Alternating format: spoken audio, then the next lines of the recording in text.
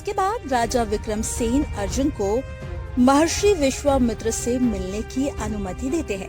फिर अर्जुन सभा से बाहर निकलकर घोड़े पर सवार होकर जंगल की तरफ प्रस्थान कर देते हैं और रास्ते में कई कठिनाइयों के बाद अर्जुन महर्षि विश्वामित्र के आश्रम पहुंच जाते हैं। इस राज्य सिंहासन पर बैठकर मैंने वर्षों तक न्याय किया, रणभूमि में विजय पाया और प्रजा की भलाई के लिए दिन रात एक कर दिया। मेरे जीवन का हर क्षण इस धरती के सेवा में समर्पित रहा, लेकिन अब समय की चाल तेज हो गई है और मेरे कदम धीमे पड़ने लगे हैं। अब राज्य को एक नए योग्य उत्तराधिकारी की आवश्यकता है।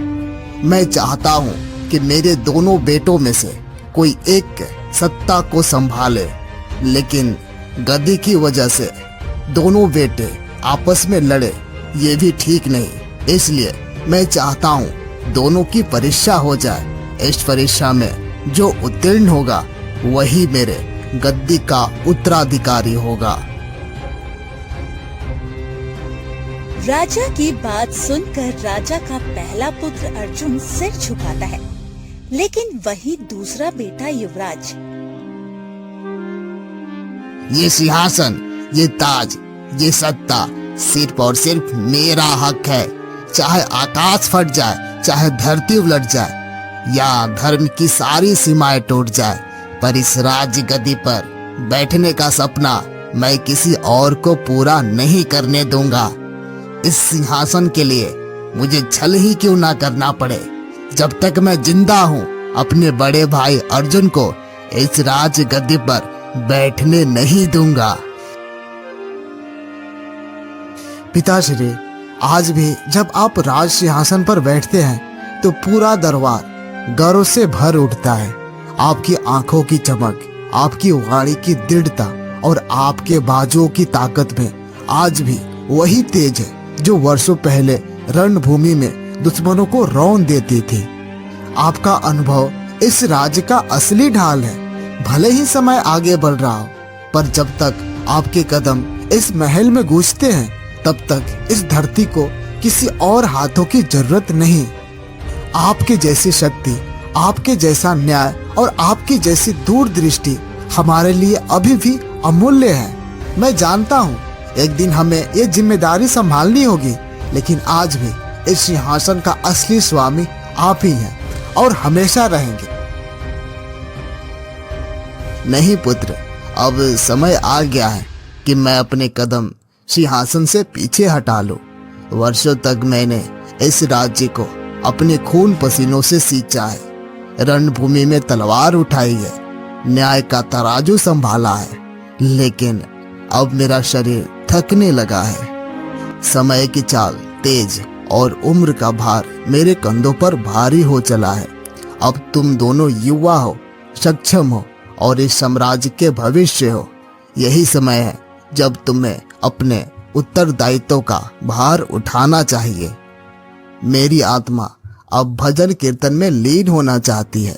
मेरी आत्मा अब प्रभु की शरण में जाना चाहती है।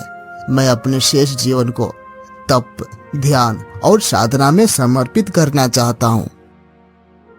महाराज, आज एक आम नागरिक दरबार में गुहार लेकर आया है।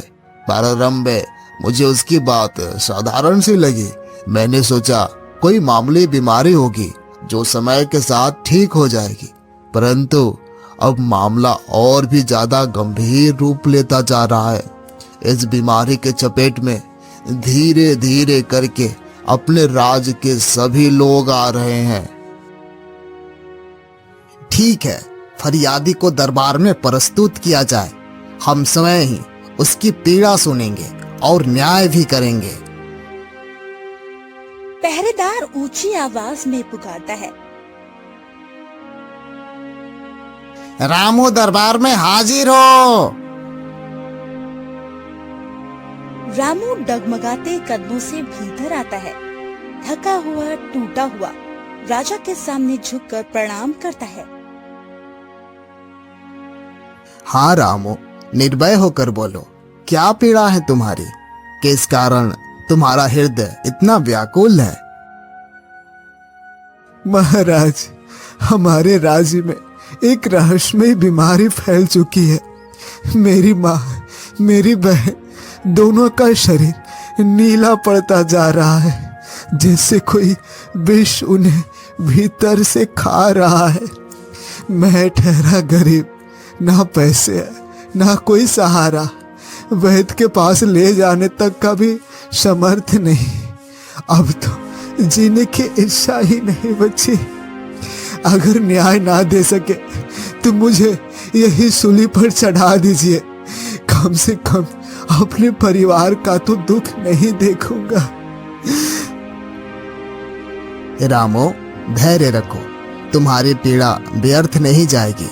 मंत्री जी, रामू को तुरंत आर्थिक सहायता दी जाए और इस बीमारी के रहस्य को सुलझाना अब हमारी प्राथमिकता होगी।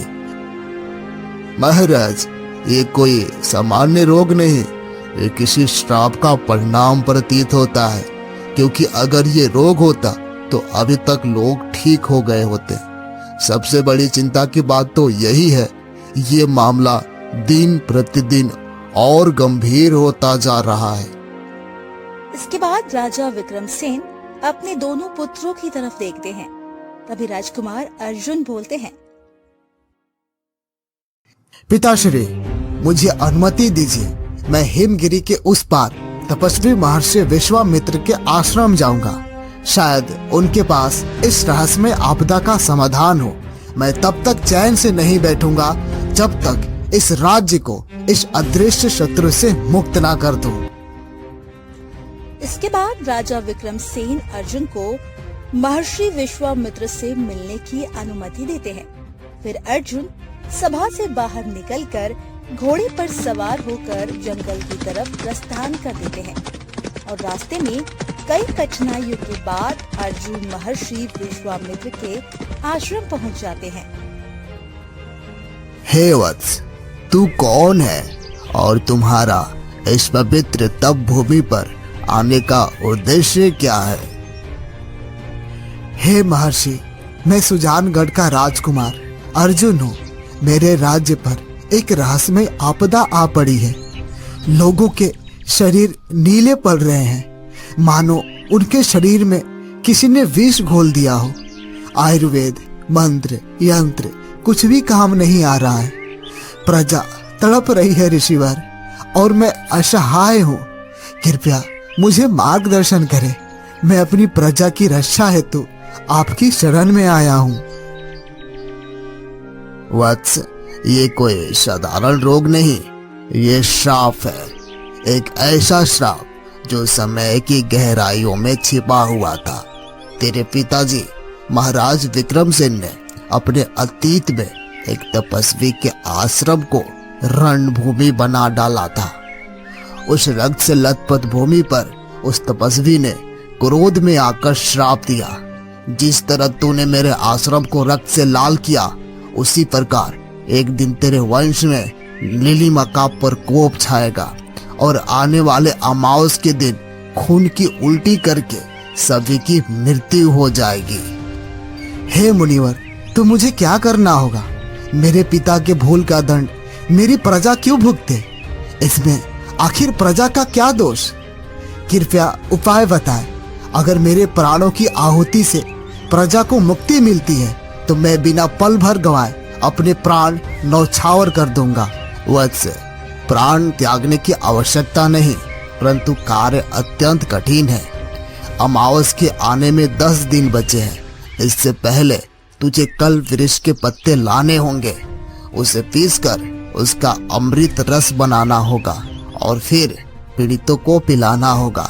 लेकिन अमृत रस पिलाने से पहले जब तुम कल्प वृक्ष हासिल कर लेते हो तो सीधा इसी जंगल में एक शिव जी का मंदिर है, वहां जाकर मृत्युंजय जाप करना होगा और अपने पिता की गलती के लिए क्षमा याचना करना होगा।